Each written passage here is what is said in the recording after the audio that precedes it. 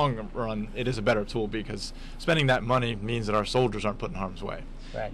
But we do have to be careful we don't overspend, and that's something we've done. The military-industrial complex is always saying, well, the new next best thing is this toy, and this one only costs you $20 billion, not $30 billion. So we have to be careful where we draw the line, but the technology is something we need to be focused on. Now, I got some other questions. I'm going to ask these questions here now since you're running for these offices. I don't know if you're aware of this or not. Maybe you're not. If you're not, I'm going to educate you. Anyway, I'd like to know why we keep getting our men killed over there when I don't think we have to. And I'm going to tell you why. First of all, we got the technology. Now, we have the technology. They have demonstrated. We got technology. They got outfits that men can wear to make them invisible. Oh, yeah? They have the outfits that they've showed it. They have the outfits. They hit a button. You can't even see the soldier or his gun. Probably cost $1 million a piece. No, they got it now. They got the technology that they got a suit and put on, and the guy become like a Superman. He can jump and run faster than anything. But the technology to make the men, they can sneak up on the enemy and never even see them coming. How come our men are not outfitted with those? That's my question, which would make it a lot easier for them to get around the enemy. Couldn't see them coming or anything. They have this technology now. This is not. You know, it may sound science fiction, but I've watched programs that everybody maybe didn't watch or should have watched. And when I sit back and watch the stuff that we have, the type of weapons that we have, they say, well, they're not going to put them out to 2030 or 20. I said, why? You know, what are we saying? The guys' lives is can just wait, let them keep dying until later on because we're going to spend some money. How much money are we spending? How much would we save? If we took them, you know, sometimes, I don't know, those that do this calculation sometimes makes me wonder, are they really looking at things the whole picture? I mean, it's okay to, I'm a type of person, when I look at a situation, I want to take it all the way out, with the pros and cons of it. You know, okay, what is the best interest, and what is it going to do? Is it going to really help or not, or is it not going to help? And take both sides, the negative and positive side, before you make a decision. I always figure the best way to arrive at. That's where my thinking comes from. But when I watch those programs and see the things that we have, it's just it's a suit that they put on that adds on to them that they can jump. They can almost, maybe they can almost jump from here on top of that building. I mean, they have this technology to make these men almost like a Superman. The weaponry and all. And when I saw this suit, that blew my mind. That the guys have a switch on it.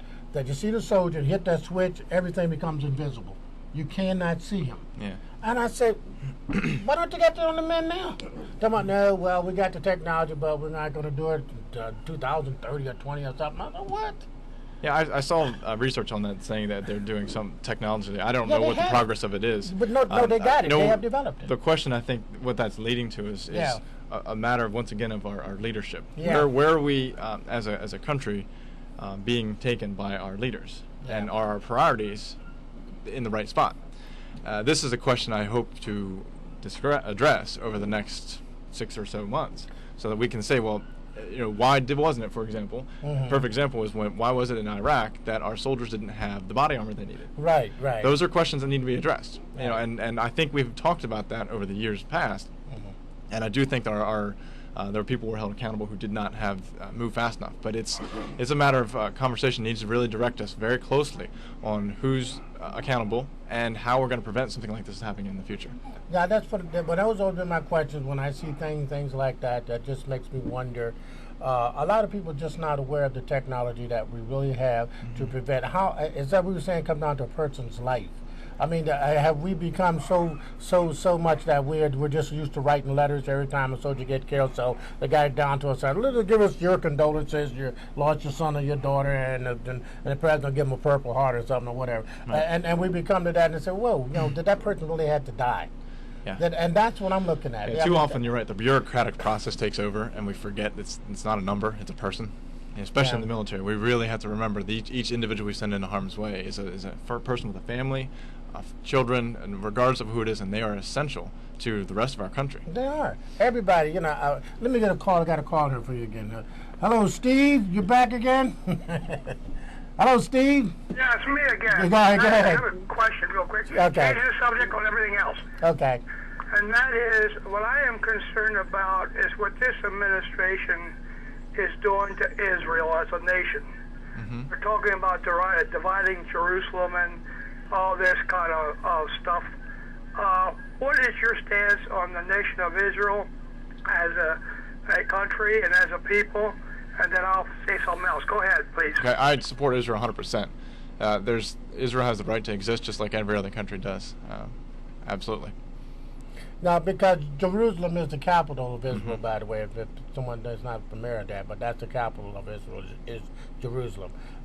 Their enemies they don't want them to build up because I think they want to build in Jerusalem or something, and they don't want them to build in there, and that's one of the reasons they were fighting.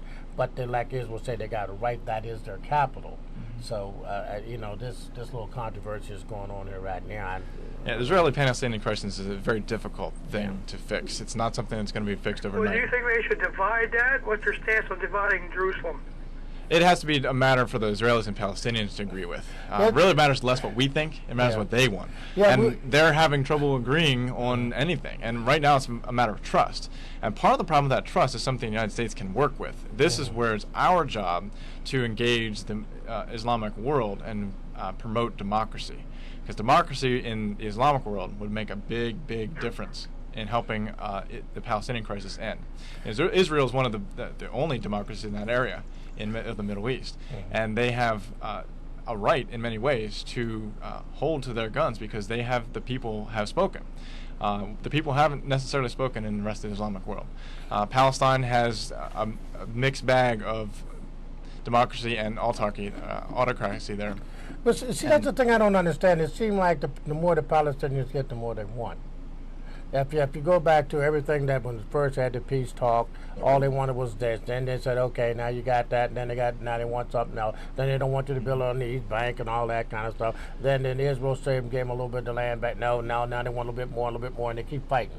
I mean, when's it going to stop? It's about trust. Honestly, again, it's about trust because the Palestinians do not believe that the Israelis or the United States have the right will follow through with their word. Right. They are sure, in fact, that everything they give up, they will lose and never see again. Okay. And this is why we have to start with trust. If we don't build that trust basis, if we don't promote democracy in the community where the Palestinians feel they have a stake, then we're not going to get peace. We've had so many, in my lifetime, so many agreements signed. I remember Sadat signed his, and eventually he was assassinated, and everything else over the last. Israel became a nation in May of 1948. Yeah. And it just seems like a little country that right now the size of New Jersey, yet the Muslim community as a whole has around 28 countries. And like I say, it is, and I am a Christian, that land is to the Jewish people. Well, don't forget, Israel is surrounded by the Muslim countries, so then they don't think Israel has the right to exist. So that's right. That's the problem. The Muslims have a stake in that. This is the problem. The Christians, the Muslims, the Jews, they all have a stake in that same area. Yeah. So everyone can say, well, I have the right, you don't. And that's the debate, unfortunately. And a lot of this actually doesn't come down to religion in the end. A lot of this is... Eventually, I think there's going to be a war with this.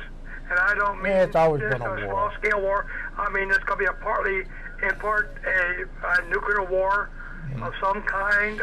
I don't think they're going to do nuclear. That's the one thing I think they're really scared because they know what the nuclear weapons can do. They'll just fight like they've been. But right, you're right. Iran is a big concern. This could actually do it. It takes a crazy man to do it. Well, none of this stuff remember is what Hitler did. Right. Yeah, none of this is separated. This is the problem. You know, whether it's Iran, Israel, Turkey.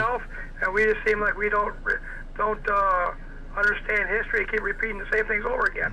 All right, thanks again. I appreciate it again. Thanks, Steve. Thank you, Joe. Okay. I seriously doubt, even if Iran would get a nuclear weapon, I'll tell you why, because most of those countries, if they're aware of what a nuclear weapon can do, I don't think that they would use it. Now, for that reason, because they know that would be the start of the end.